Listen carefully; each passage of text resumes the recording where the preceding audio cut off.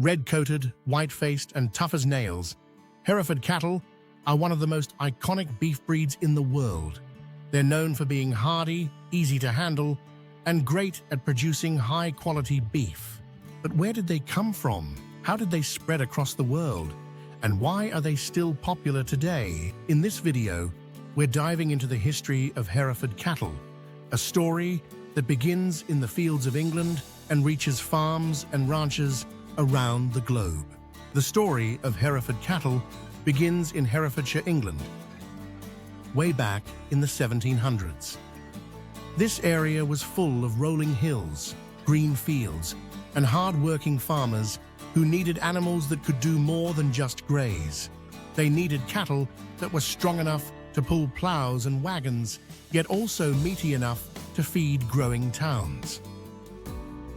Farmers started crossbreeding local cattle to create animals that were strong, large, and could grow quickly. Over time, they developed a new kind of cow, one that was hardy, muscular, and efficient at turning grass into beef.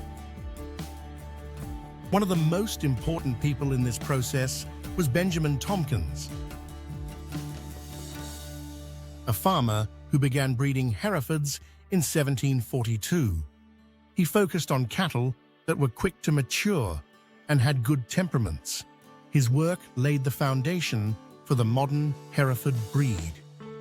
As more farmers joined in, the breed became more consistent. A red body with a white face became the signature look. These cattle weren't just strong, they also stood out in a crowd.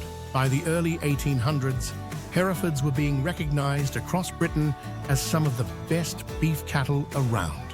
They could survive on rough pasture, gain weight fast, and didn't need a lot of extra care. Soon, word about these impressive cattle spread far beyond England. Ranchers in other countries saw their potential, and it wasn't long before Herefords began their journey across the ocean. In 1817, Hereford cattle made their first trip across the Atlantic Ocean to the United States. They were brought to Kentucky by a man named Henry Clay, a famous politician and farmer. He saw the breed's potential and wanted to improve beef production in America.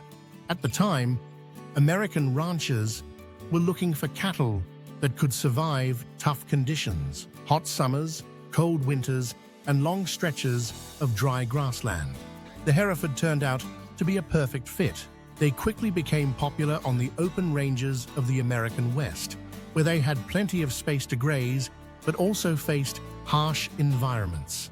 Ranchers loved how Herefords could handle the heat, cold, and long distances between water sources. Even on poor quality pasture, they still gained weight and produced good beef. By the late 1800s, Herefords were everywhere, from Texas to Montana. They became the go-to beef breed in the US, especially as the demand for beef grew in fast-expanding cities. Trains, meatpacking plants, and cattle drives all helped spread Hereford cattle across the country. Not only were Herefords tough, but they were also calm and easy to manage. That made them a favorite for both small family farms and large cattle ranches. But the US wasn't the only place where Herefords made a big impact. In fact, their next stop would help shape the beef industry in places on the other side of the world. After finding success in the United States, Hereford cattle began to spread to other parts of the world. No matter where they went, they quickly proved they could handle almost any climate and terrain. Let's start with Australia. Herefords first arrived in Australia in 1825. The hot, dry conditions there were challenging, but Herefords thrived. Their thick skin helped protect them from insects and sunburn, and they didn't need lush pastures to grow strong. Australian ranchers liked how low maintenance they were and how much beef they produced, even on rough land. Today, Herefords are one of the most popular breeds in Australia's massive beef industry, especially in regions where rainfall is scarce. Next came South America, especially Argentina, Brazil, and Uruguay. These countries have huge grasslands called the Pampas, perfect for grazing cattle. When Herefords arrived in the 1800s, ranchers were impressed by their efficiency and adaptability. They quickly became a top breed for grass-fed beef production. In Canada, Herefords became a favorite in the prairie provinces like Alberta and Saskatchewan. With freezing winters and short growing seasons, not every breed could survive. But Herefords did, and they did well. Their thick coats, strong frames, and ability to thrive on hay made them perfect for Canadian farms and ranches. Even in South Africa, Herefords gained popularity for their ability to handle hot, dry weather. No matter the region, these cattle seem to adapt, grow, and produce top-quality meat.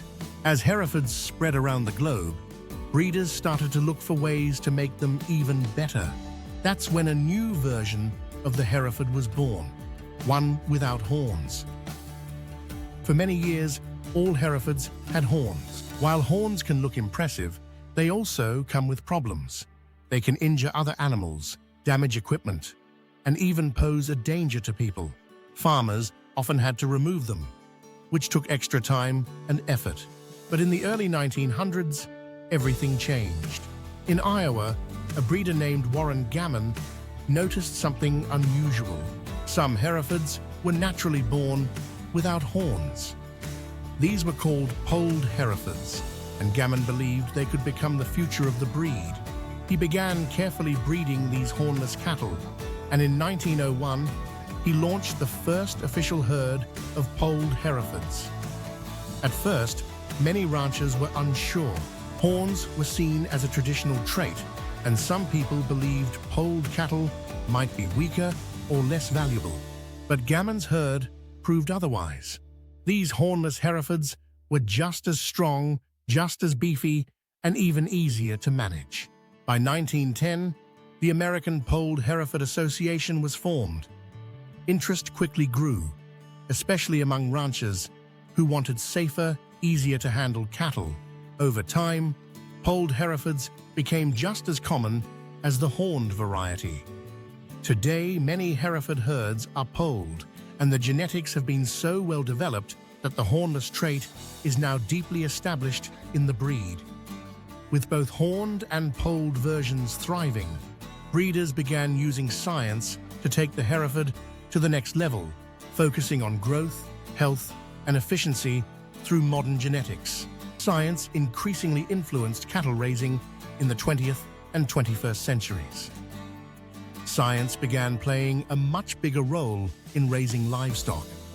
Breeders started using new tools to improve Herefords even more, focusing on better growth, healthier calves, and more efficient meat production. One of the biggest breakthroughs was artificial insemination. This allowed top-quality bulls to father calves on farms all over the world without ever leaving their ranch.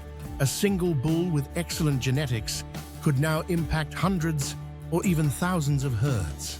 Then came genetic testing. Scientists and breeders could now look at a calf's DNA to predict how fast it would grow, how much feed it would need, and how well it would resist diseases. This helped farmers make smart breeding decisions and avoid costly mistakes. Modern Herefords are bred for traits like fast weight gain, high-quality marbled beef, calving ease, less risk during birth, strong immune systems, adaptability to different climates. Herefords are also popular in crossbreeding programs. For example, when crossed with Angus cattle, the result is a black Baldy or black Hereford calf with a white face and black body that combines the best traits of both breeds. These animals are prized in the commercial beef industry for their toughness and meat quality. Even sustainability is part of the breeding conversation today.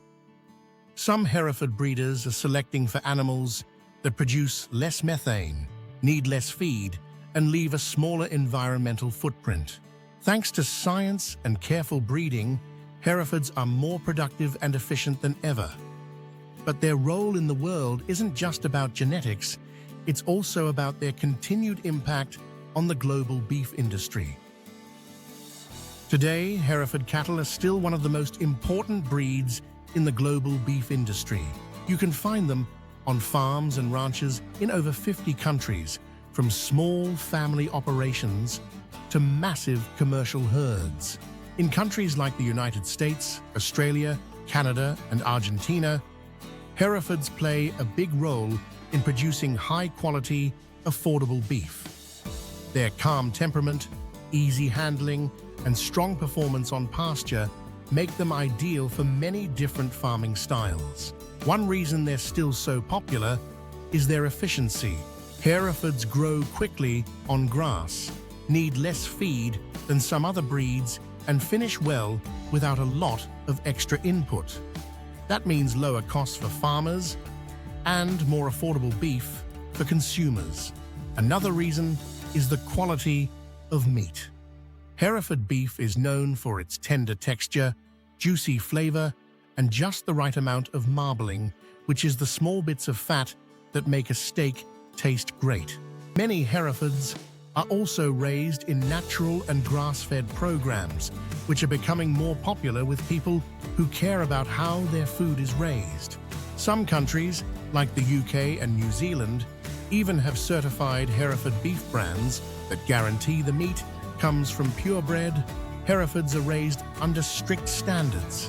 Whether it's on the ranch, at the butcher shop, or on a dinner plate, Hereford cattle continue to deliver value, quality, and tradition. From their humble beginnings in England to their role in feeding millions around the world, Herefords have come a long way. But their story isn't over yet. Let's wrap things up with a quick look at what makes this breed so special and why it's likely to stick around for generations to come. From the green hills of Herefordshire, England, to the wide open plains of North America, Australia, and beyond, Hereford cattle have made their mark on the world. They've survived tough weather, adapted to different environments, and helped farmers feed entire nations. Their combination of hardiness, calm nature, and beef quality has made them one of the most trusted and respected cattle breeds in history. Even after more than 250 years, Herefords continue to evolve through better genetics, smarter breeding, and a focus on sustainability. Yet at their core, they're still the same strong, dependable animals that farmers first bred in the 1700s. Whether you're a rancher, a beef lover, or just someone who appreciates great farm animals, there's no denying the impact Herefords have had and will continue to have for generations to come. Thanks for watching. If you enjoyed this, look at the history of Hereford cattle.